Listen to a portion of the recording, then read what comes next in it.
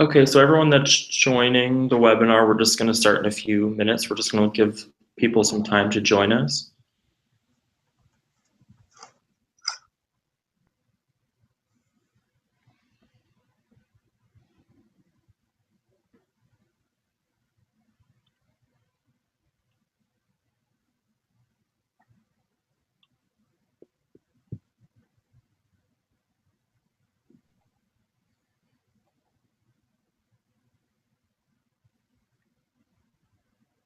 Okay, thanks everyone for joining. So just a quick kind of comment. So if you have any comments or questions, you can either comment on the live feed itself, or you can tweet with the hashtag GSCCarbon, and I'll be monitoring that for Arnaud, and then we can go into questions at the end of the webinar.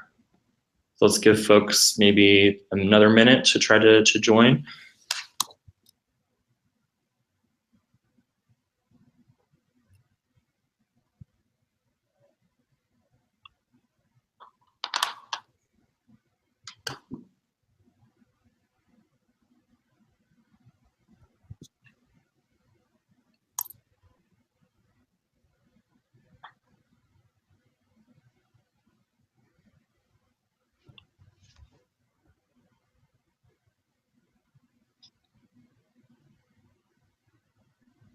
Okay, so let's just get started. So thanks everyone who's tuning in live. And again, this video will be posted afterwards. So if you would like to go back to any parts of the webinar that you think you might have missed, feel free to just go to our YouTube channel, and you can also watch the webinar afterwards. So welcome to our webinar on carbon accounting. I'm Andrew Budsock. I'm a board member of Global Sourcing Council, who's hosting this webinar. So Global Sourcing Council is a nonprofit association. We're committed to helping companies benefit from more sustainable business practice, as we like to call it, profit with purpose. We're also a member of the UN Global Compact with consultative status with the UN's Economic and Social Council. Quick side note, if you're in the New York City area on May 17th, we'd like to invite you to join us for our annual 3S Awards at the United Nations headquarters. Our 3S Awards are a leading global platform that identify, honor, and empower social entrepreneurs by providing global visibility, connections to successful global business leaders, and access to business resources and financial capital. So like I said, welcome to our webinar on carbon accounting. Carbon accounting is a vital tool enabling organizations to measure and report on greenhouse gas emissions.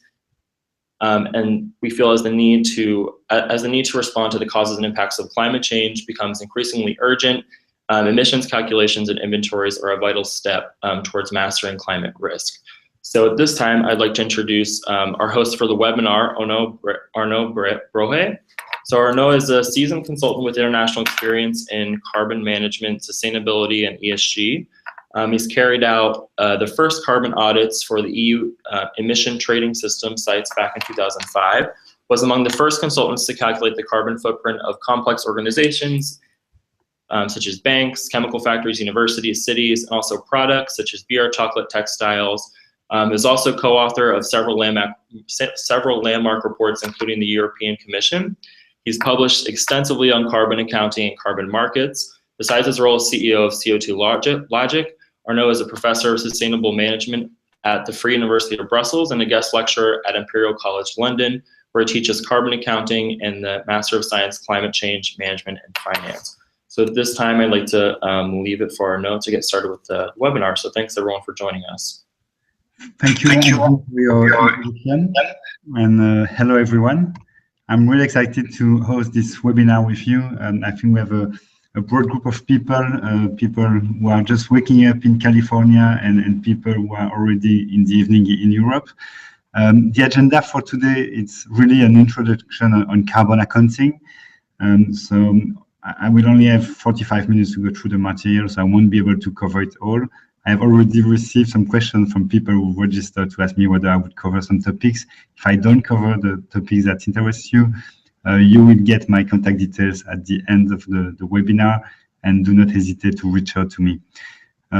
So as I mentioned, it's really an introduction. So I will first explain why I believe carbon accounting it's a very important topic, and why companies and organizations of any type should take more time understanding the carbon emissions.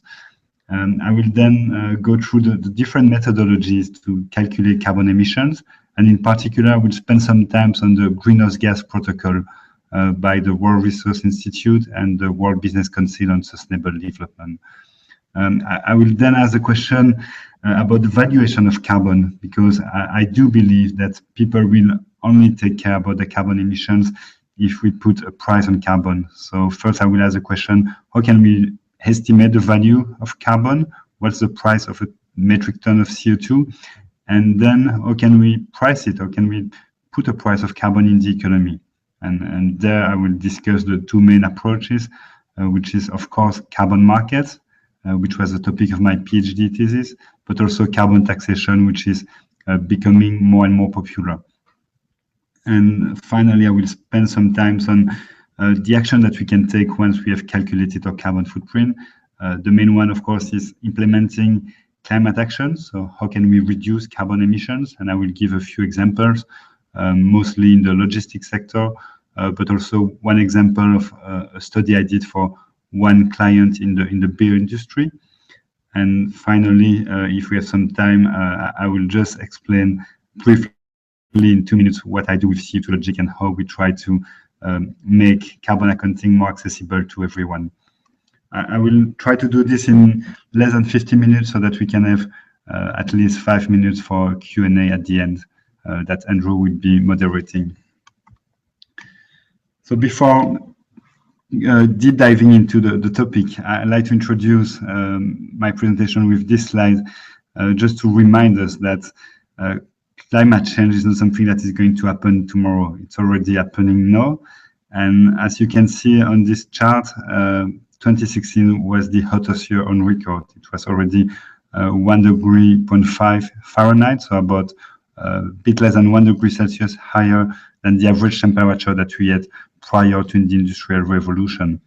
2015 was also a record, and 2014 as well. And when we look at January, February, and March, 2017 is likely to be again the hottest year on record. So clearly there is something changing, and changing much faster than what we had expected.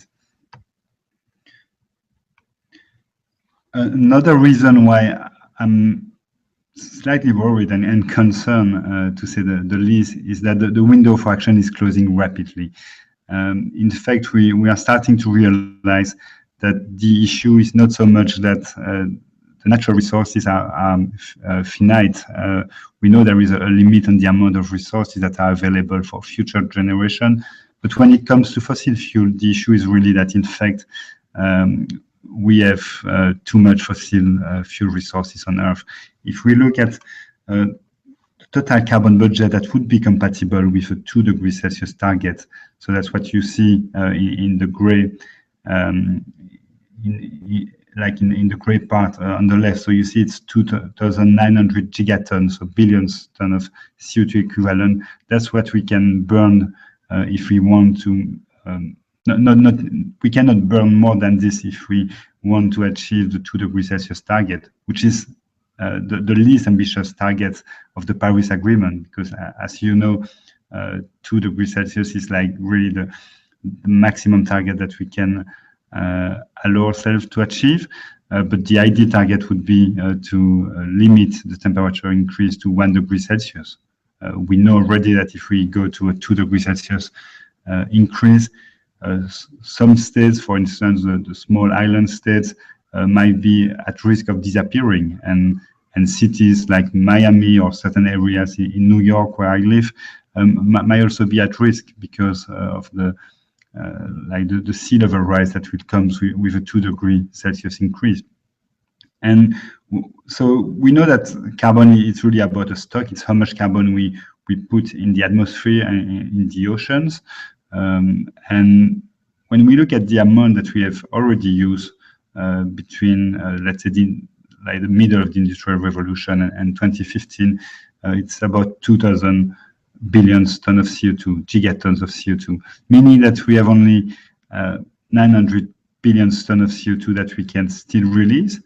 And at the current level of emissions, that's a really short period. It's about 20 years of emissions that we can still release in the atmosphere. So that really, I think, show the level of the challenge. If we are to achieve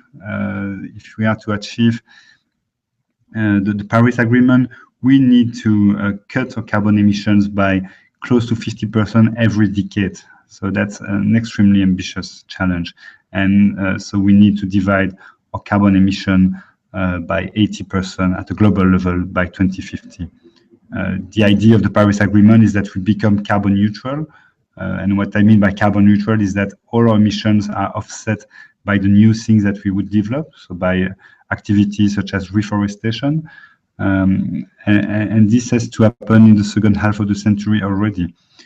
One of the reasons, so as I explained why I'm extremely worried, is that if we look at the stock of proven reserves that we have today, we see that if we were to emit all of them, we would go to temperature increase that would be much higher than 2 degrees Celsius. Temperature could skyrocket to 6 or 8 degrees Celsius above pre-industrial levels, which would put mankind at risk of extinction if we go to such levels that we have never experienced.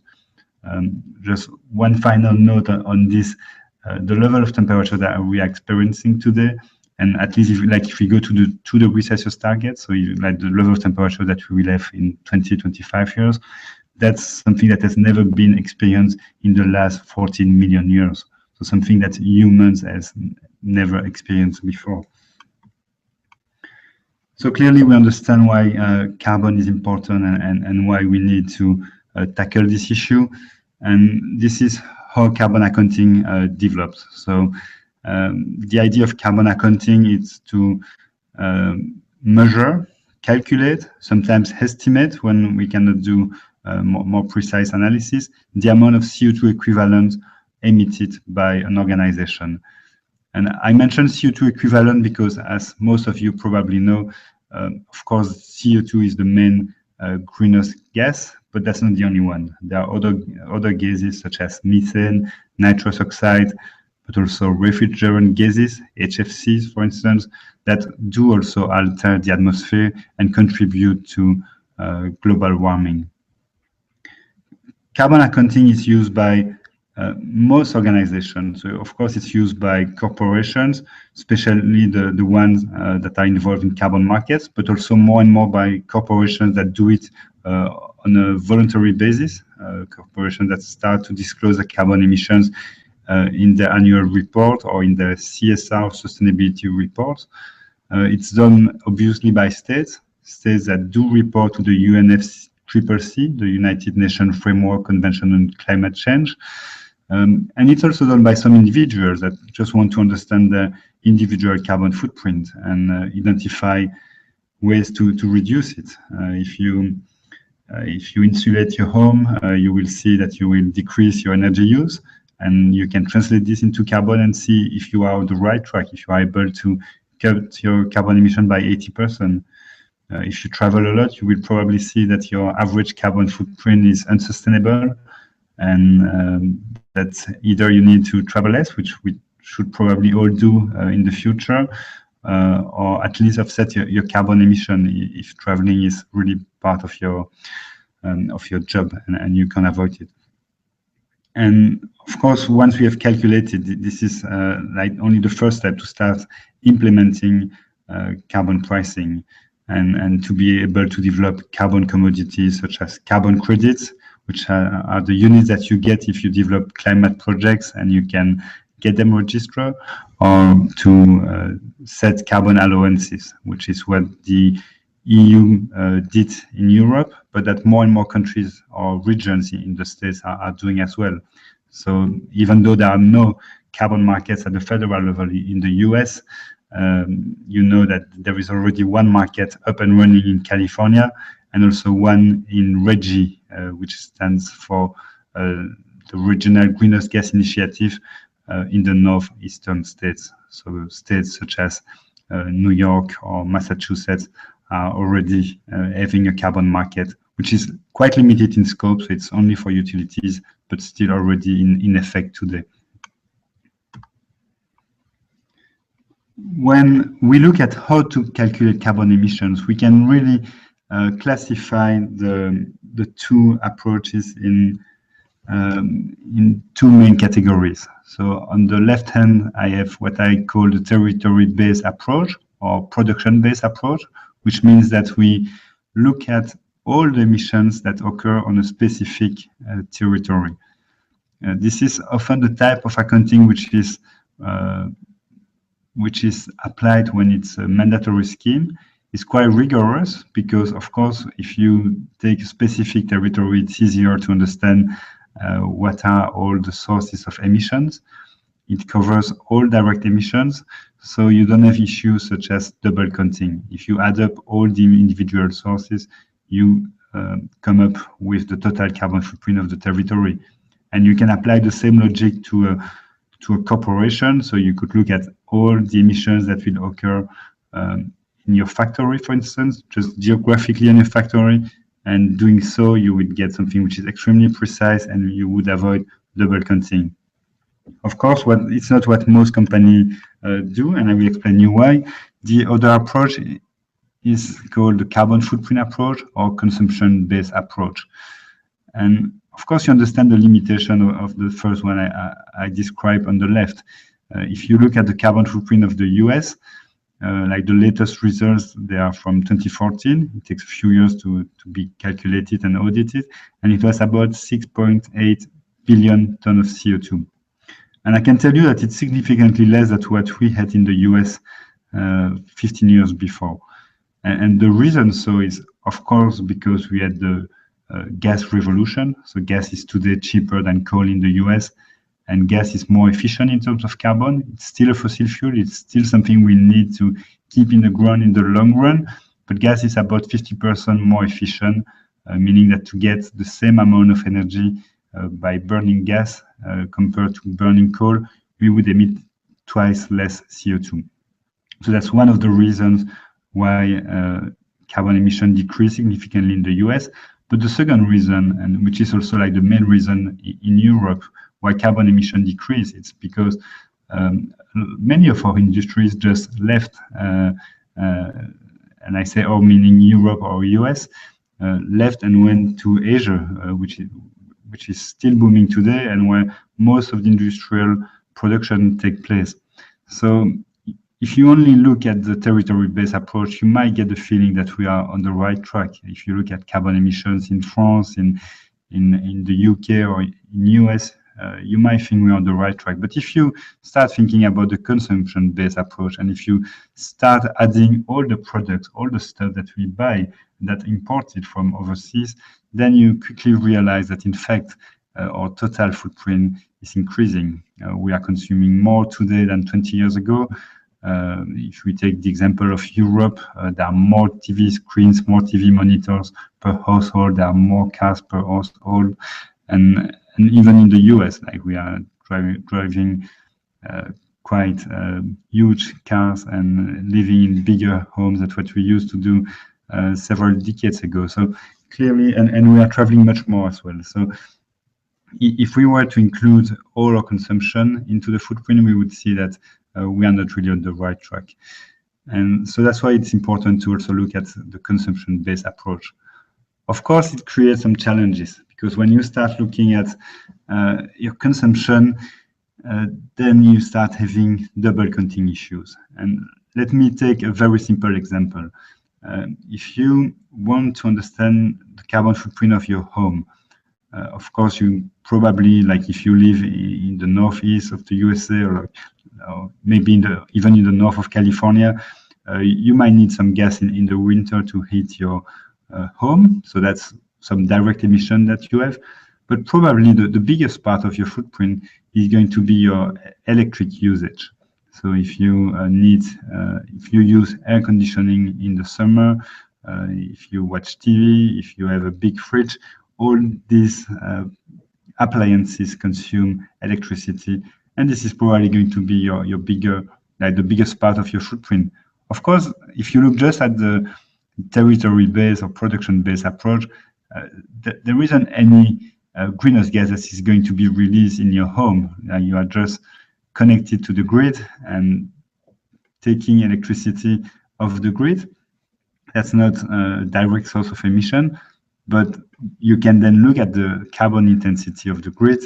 And of course, you go back to the source, which is a power plant somewhere in your neighborhood, which is burning either gas, coal, or maybe not burning any fossil fuel if it's generating through renewables. You might have a wind farm not too far, or a nuclear power station.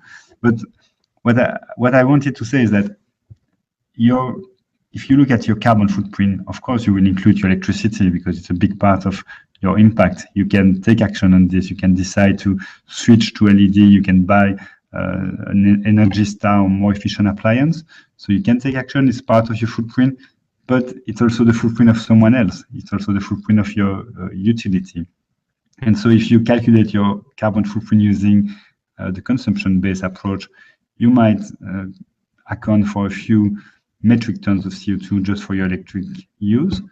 But then this footprint will also be included in the carbon footprint of your electricity provider. So you see that the same carbon emissions will be accounted twice, meaning that we cannot add up all the carbon footprints of every entities, or we would end up accounting for the same carbon emissions several times. And this might also be an issue when people start calculating the avoided carbon of the climate action. Let's say if your energy supplier is investing massively in wind turbines, of course it reduces the carbon intensity of the grid. So it reduces the direct carbon emissions of your electricity supplier. So they can claim that they've avoided some carbon. But if you as a user also claim the same reduction, we will end up having double counting of the carbon reduction. The example I show on the bottom right is Coca-Cola carbon footprint. So what's interesting to see there is that the operations, and what Coca-Cola means by operation, is already more than just the direct carbon footprint. It's of course the direct footprint with the operations and commercial sites that consumes energy. So you see it's roughly 23% of Coca-Cola emissions. Then you have all the distribution and business travels, which is already an indirect footprint. It's third-party logistics suppliers that do it. And then you have all the selling and cooling and vending, which you see is 56%. So it's on the far right. And that's something that people might not be aware of, but like, in fact, a big part of the footprint of Coca-Cola is due to all the fridges and vending machines that need to be plugged into the electric network and that consumes energy. It's also interesting to look at if we add up the supply chain, then you see that the percentages are becoming lower. So like the selling and vending machines, it goes down to 21%. But then you realize how big the influence of packaging is. In fact, half of the carbon footprint of a bottle of Coke is almost half, 47% is only for packaging. So it's much more than the ingredients, which might come as a surprise, but it's finally quite logical if you understand that like the biggest ingredient of Coke still remains water. Then of course there is a lot of sugar into it as well. But so you see that most of the footprint of a bottle of Coke, 47%, is only for packaging. This is why Coca-Cola is, of course, looking at ways to reduce the impact of its packaging, at ways to produce plant-based bottles, for instance. So you understand why it's so critical for them. The greenhouse gas protocol is really the main protocol on carbon accounting, and the newest version was released in 2013. And the great thing it did is that it put more clarity at what we mean by a carbon footprint by specifically defining all the categories that they consider important. And by also, and this was not new, that was already in the first version of the greenhouse gas protocol back in 2001, but also defining the notion of scope. So what I've explained before. So what's like the direct footprint? It's Scope 1 emissions in greenhouse gas protocol terminology. And so there you see it's only your company facilities or your organization facilities, and also the vehicles that you own. So if you own a fleet of trucks, that's your Scope 1 carbon emissions. Scope 2 is pretty easy. It's all the electricity and heating that you would purchase. So it's the definition of Scope 2 category. But then comes the Scope 3 category. And this one is still today much more complex, and there are very few organizations, in fact, that do calculate all of the Scope 3 emissions. I won't go to all of the categories. There are too many of them, but you will have access to the material, and I recommend you to go to the Greenhouse Gas Protocol if you are interested. But I can already tell you that today companies tend to focus on the categories that are easy to calculate, such as business travels, sometimes employee commuting, also because it's a way to raise awareness of the employees. But they tend to forget to pay attention to categories that might have a much bigger impact. For instance, one of the categories that I want to look at now, it's in the Scope 3 indirect, and it's the one that you see with the bulb. It's use of sold products. And this category is quite important for many industries. For instance, if you take an automotive manufacturer, let's take Toyota or GM or Volkswagen, or if you take an electronics manufacturer, LG Electronics or Samsung or Apple, they can look at the direct carbon emissions, and they do have a significant direct carbon footprint. They own some factories, and they own some factories, and so you have, of course, a direct footprint. But this is quite limited if you compare this to the use of sold products, because in the end, producing a car, it requires some energy, but the energy that the car will use over its entire lifetime is going to be much bigger than the energy that is needed to make the car. So the rationale being including this in your calculation is that as a company that put products on the market, you have a responsibility for the products that you put and that will stay there for sometimes decades. Like if your business is to build power stations that are constructed today will still be there in 25 or even sometimes 40 years. So you have a responsibility for the products that you sell. And you can have a much bigger impact if you make sure that the products that you sell are more efficient. So if you let me close this. So if you, for instance, are Toyota, and that the average carbon emission per car that you put on the market is maybe, let's say that cars will emit on average 2 metric tons of CO2 per year, and they will have a lifespan of on average 8 years. That's 16 metric tons of CO2 for each car that you put on the market. If you can come up with hybrid technologies or full electric technologies and reduce this by 50 or 70 or 80%, you quickly realize that this time the number of cars that you would put on the market, which is for like the largest three automakers, close to 10 million every year, you quickly realize that the impact can be enormous.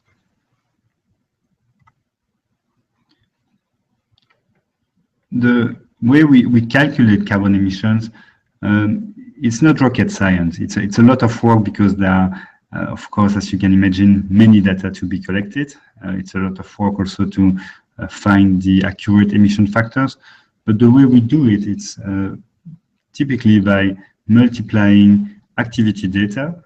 So, for instance, in the logistics activity data, that could be the distance of your shipment time the weight of your shipment, and so you would get miles, pounds, or kilometer, tons. That's your activity data, and then you use emission factors. So here you find several emission factors for different modes of transportation, for maritime transport, for road transport, train, etc.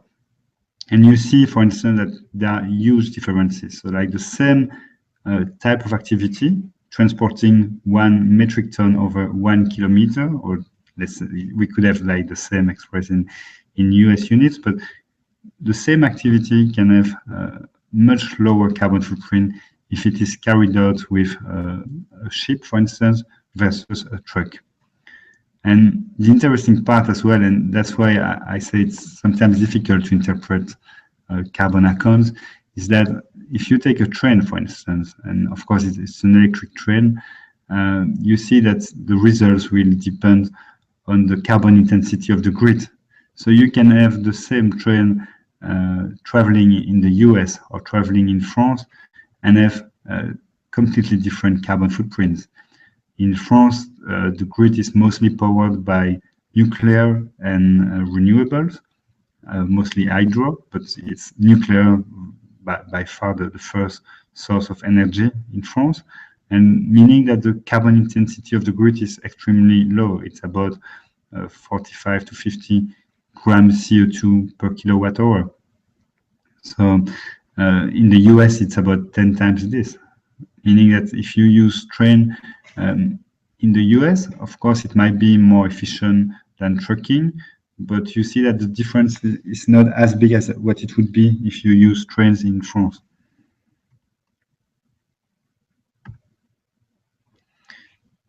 When companies like CO2 Logic, so our job is really to calculate carbon footprint, and so we have access to a database where we have emission factors, and this is just looking at the emission factors can trigger action. So if you here, it's an extract of a database with different emission factors for food products, and you see, and it's quite interesting to notice that, for instance, beef is one of the food ingredients with the largest carbon footprint. It's about 1.3 kilogram of CO2 per 100 gram of beef. If you go to the bottom of the list, you will see that ingredients such as potatoes or chickpeas or pasta have carbon footprint that are much lower.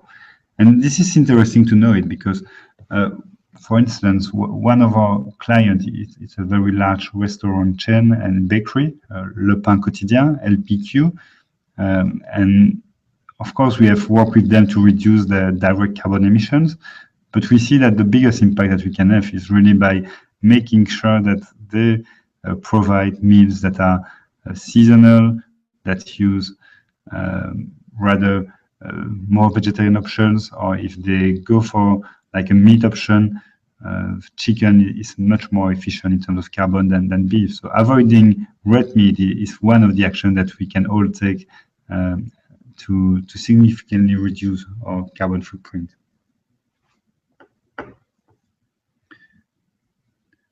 So the example I gave before, it was about companies' carbon footprint, but we can obviously also do it for products. And of course, it's even more challenging because a product very often does not come out of a single factory. There are many suppliers that are involved. And if you want to understand the complete carbon footprint of a product, you will need to reach out to all of the suppliers and understand what's the energy usage, what products do they use, and gather many more data than if you do it just for a company. But this is one example for that I did with one of my clients. So it's a famous Belgian beer, and the first thing we need to do is really understanding the process, really starting in the fields where barley is cultivated, water, etc. And we need to go back to this part to understand all the inputs that were needed to make the final products. And it's also interesting to do this type of analysis because you can also come up with some surprises.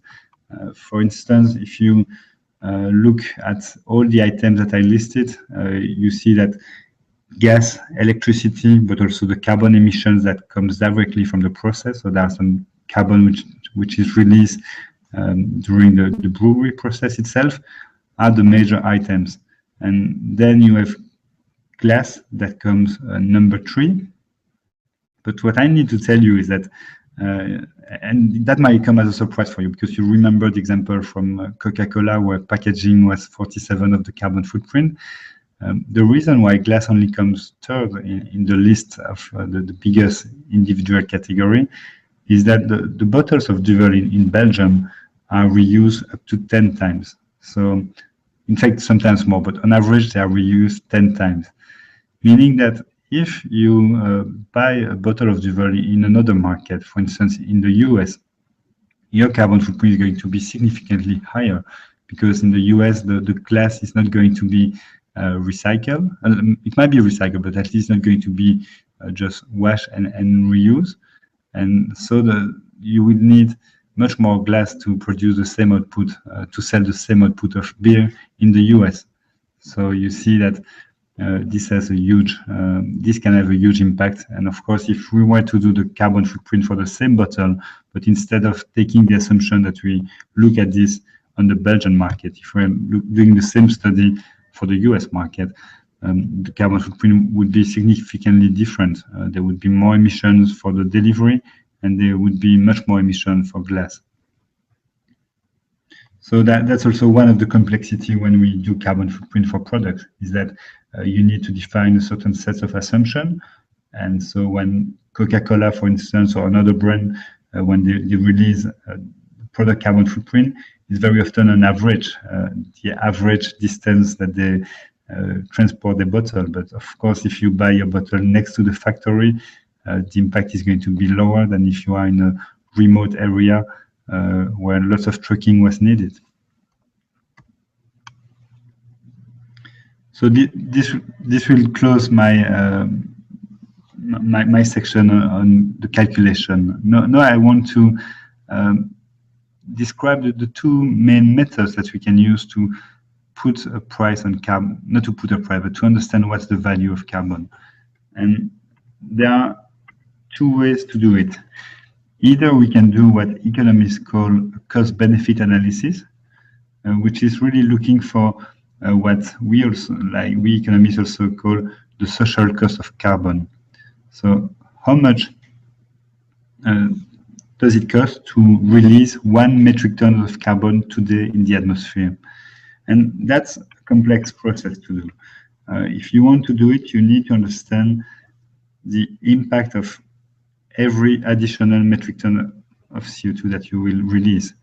So the impact is quite indirect if you want to translate the physical carbon emission that you release into financial impact. Because of course, you know that if you emit some CO2, you will increase the atmospheric, but also the oceanic concentration of CO2 that will affect global climate, that will affect ocean acidity, and that will have direct impact on culture, forest, fishery. And that's this impact that then you need to translate in economic terms, in dollars.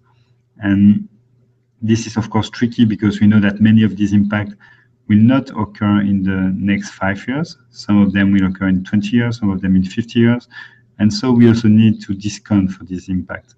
So this is the main reason, in fact, why we have so much uncertainties and such a wide range of social cost of carbon, depending on which study you look at. It's because some economists will tend to disregard the future by using high discount rate. So if you consider that the economy is going to grow in the future as it is now, and that we have, let's say, a 3 or 4% annual growth rate, of course, every impact, even a huge impact in 100 years, is going to be discounted and considered as minor. If you are less optimistic for the future of the global economy, and if you think that global changes could happen and that the growth rate is not going to be 3 or 4%, but maybe only 1 or 2%, or even we could have a few years with no growth at all, then of course the impact in the future won't be discounted, and that means that they would be much bigger, leading to a higher cost, higher social cost of carbon. What we know already is the biggest impact. They are There will be in the agriculture, there will be food and water shortages. This will lead to increased displacement of people. There will be major migration. There will be areas that will become unhospitable, where people will live for good.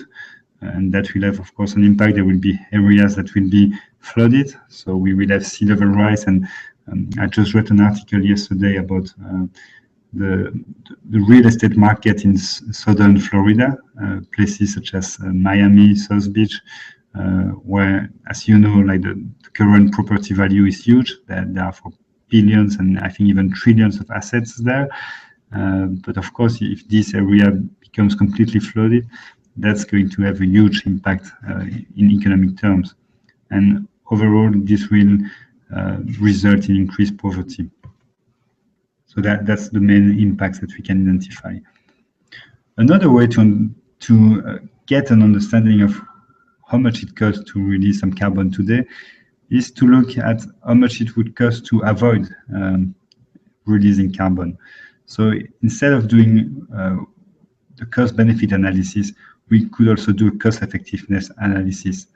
So what we do there is we look at what's our target. So we can take the Paris Agreement, for instance, and say our target is to cut our emissions in the next 10 years by 50%, for instance. And we take this as an assumption, and then we look how we can get there.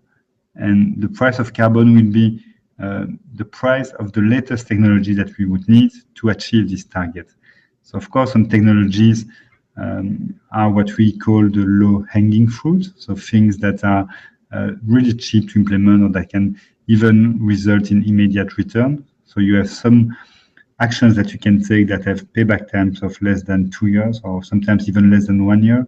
If you use your standby function, if you insulate buildings, if you buy more efficient appliances, if you switch to LEDs, all these actions are going to significantly reduce your carbon emissions at no cost or even increase your margin. Of course, there are other things that are still slightly more expensive. If you want to buy an electric vehicles today, that's going to be slightly more expensive, especially in the US, where the price of gasoline is still really cheap. Of course, if you live in Norway, which is the number one country in the world in terms of electric vehicles, and where oil is heavily taxed, then it might be already profitable to buy electric vehicles. So that all depends on your circumstances. But you see that the logic is really to look at the cost of technologies, so what we call the marginal abatement cost, to avoid 1 extra metric tons of CO2. And using this, and that's the logic of carbon markets. So that's how carbon markets work.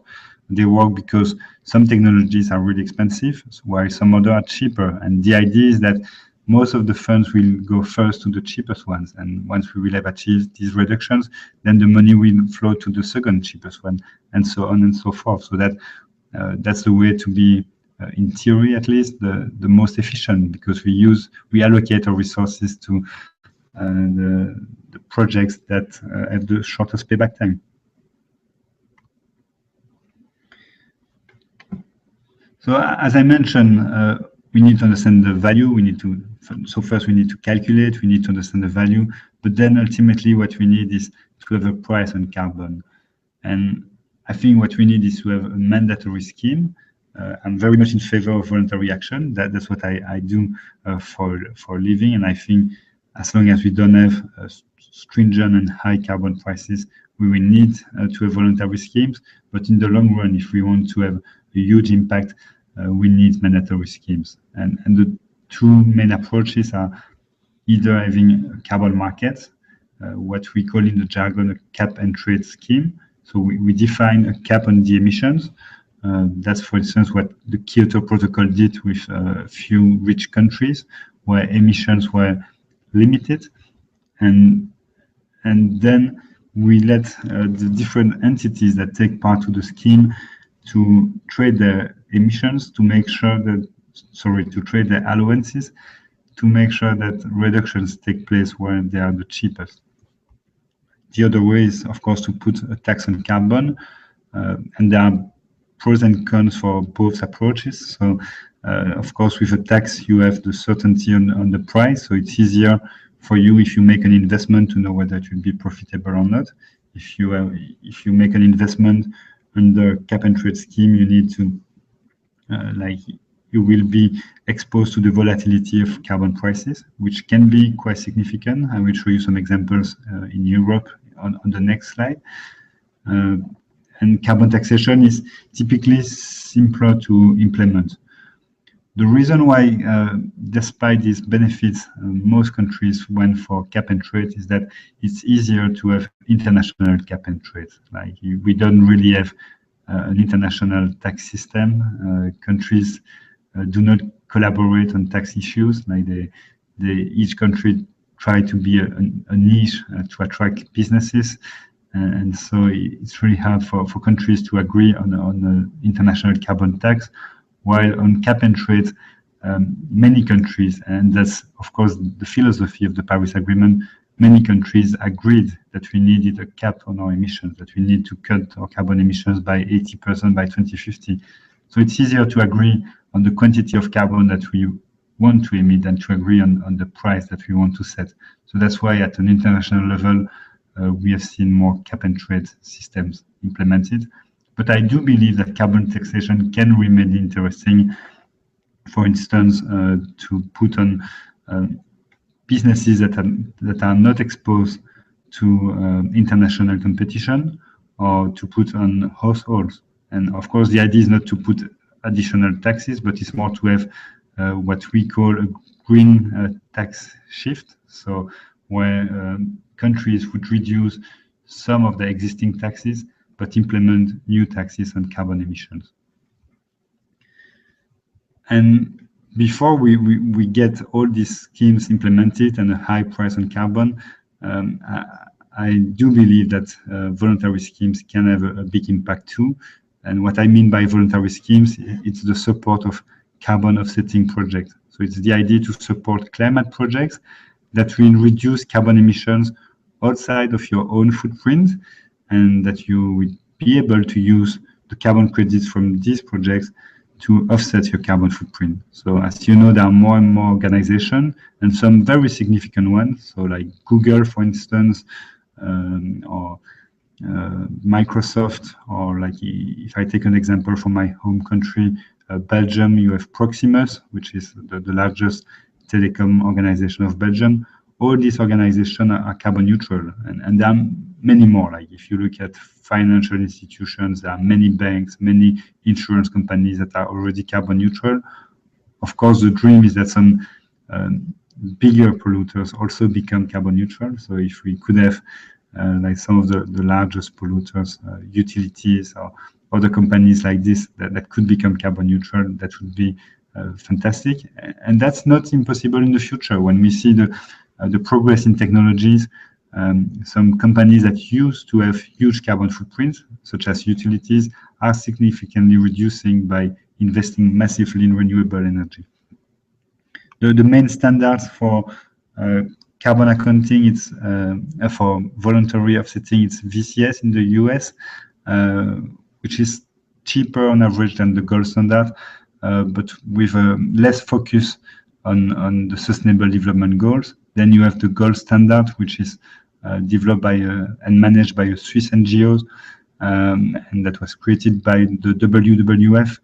I think that it's really a premium type of offset, and the great thing about the gold standard is that they focus on co-benefits. So it's not just about reducing carbon, it's not just about going to China and avoid some carbon leakages from industrial gases. No, it's really about creating well-being and contribute to sustainable development in local communities.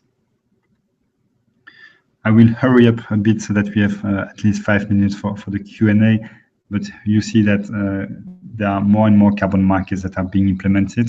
The largest today is still the EU, but it's being challenged by the new carbon market that was just established in China this year. And there are more carbon markets under consideration in many other countries. Prices of carbon market, I won't spend too much time on this, but as you see, it has been extremely volatile in Europe, and prices today are extremely low, below €5. So it's lower in Europe today than in California, for instance, where prices are about $13. And the projection is that prices will stay low until 2020. But then my assumption is that based on the ambitious reduction targets that the EU has set for 2030, so the idea is to reach, like the target is to reach 40% reduction by 2030 compared to 1990 level.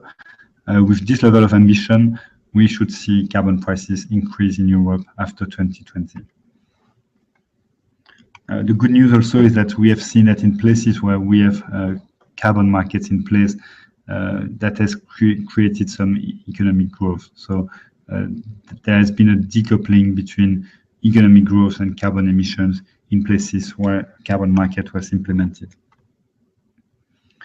On this slide, you see one example of a voluntary carbon project. So this is a project that CO2 Logic developed in Benin, in the north of Benin.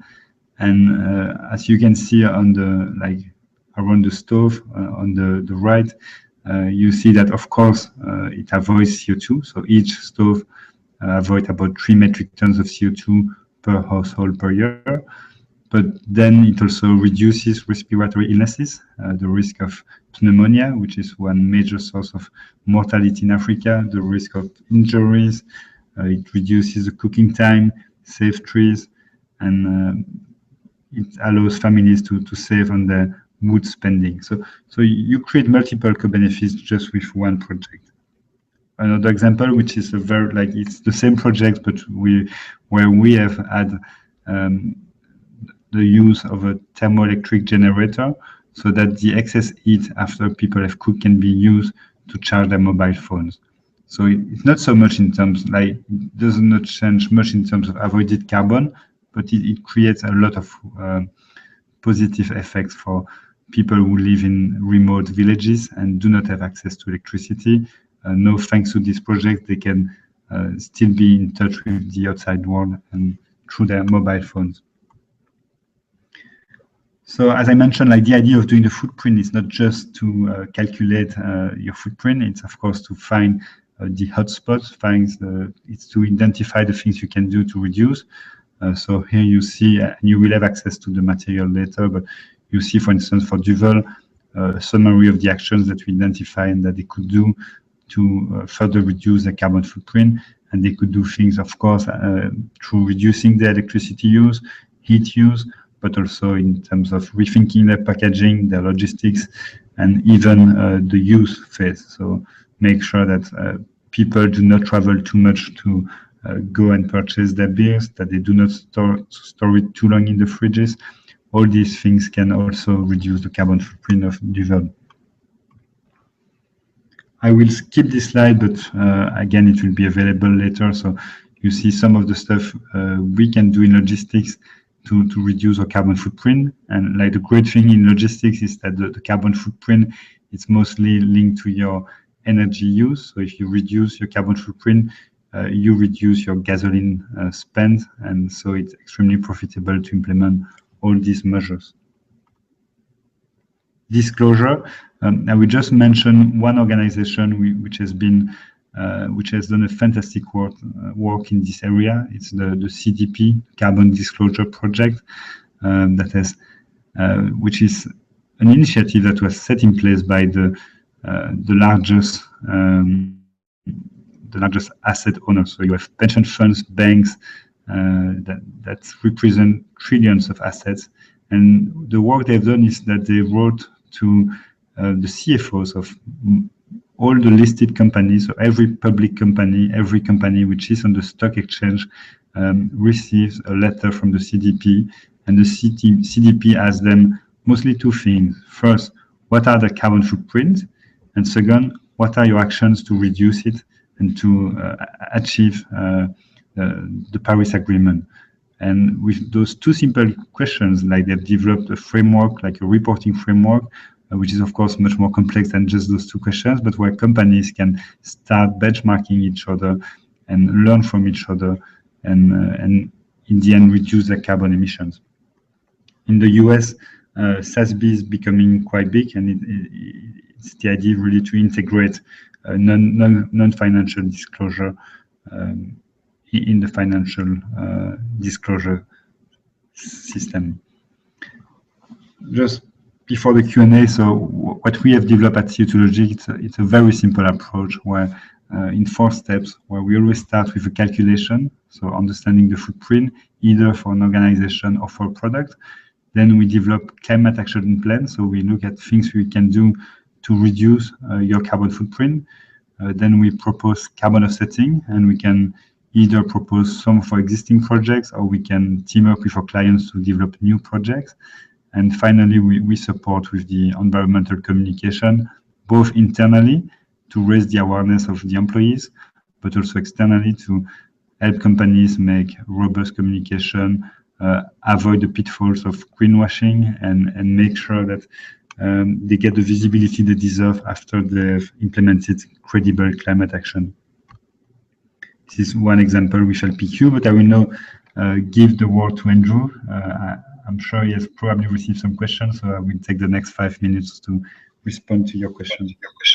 Yeah, so we have several questions. So the first being from Jake, who asks, if you had a blank slate, would you design the greenhouse gas protocol differently? I ask because the 3 scopes do not seem very intuitive.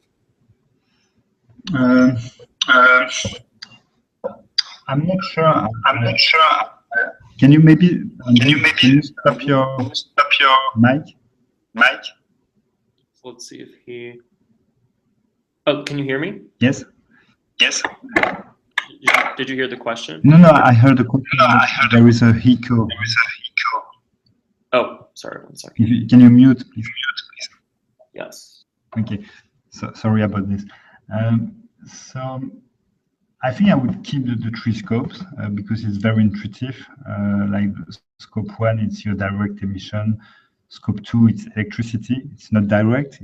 We have this issue of double counting, but it's still extremely easy to calculate, and you can make a direct link between your carbon footprint and your behaviors. So if you switch to LED, if you insulate better and you use less air conditioning, you will reduce your electricity consumption. Then, of course, the issue with scope 3 is that it's maybe today still too ambitious to have those, I think, 13 categories. And I understand it's not obvious, so that like the greenhouse gas protocol proposed this split between downstream and upstream. I think what would be interesting would be to have some sectoral guidelines, and that for each sector, organizations such as the CDP, and I know that they are trying to do it, and at least they have published extensively on the topic, that for each sector we highlight what are the important scope 3 emissions. For instance, I mentioned the end of the use of sold products, which is extremely important for electronics or automotive industries. But if we discuss with the banking industry, of course, it's not going to be the use of their products. It's not. There is some emission associated with people going to their website and browsing the internet, but it's going to be negligible. But the big impact is really the investment. What do they do with our money? Are they going to support the energy transition? Are they going to invest in renewables? Are they going to invest in new technologies that can solve the climate issue? Or are they keeping to invest in the old technologies that put us in the current situation? And so for a bank, it's great to reduce the scope 1 emissions, which is tiny, but still it's great to reduce it. It's nice to have branches that are almost passive, or that use LED, or that are positive energy buildings. But the real impact that the banking sector can have is really to look at the impact of the investment. So what I would do differently is having this grid where I would take like the 13 categories, and I would highlight for each sector which one are really important and which one are not material. Because today we see that most companies will disclose their business travels. And for some of them, of course, it's significant. Like if you do the carbon footprint of a management consulting firm with consultants that travel all over the place, business travels is going to be the first category of emissions. But for many sectors, it's not going to be the case. So yeah, having this grid would be, I think, a nice add-on, and that would make things easier to understand, I think. Great. So I think maybe we have time for maybe one or two more questions. So one question is from Harbor Lab. How might we compare the benefits of frozen vegetables versus fresh, considering that the former reduces food waste but requires electricity for freezing? Yeah, it's a very good question, and I won't be able to give the answer because it's going to depend on so many assumptions. And we have the same questions with packaging.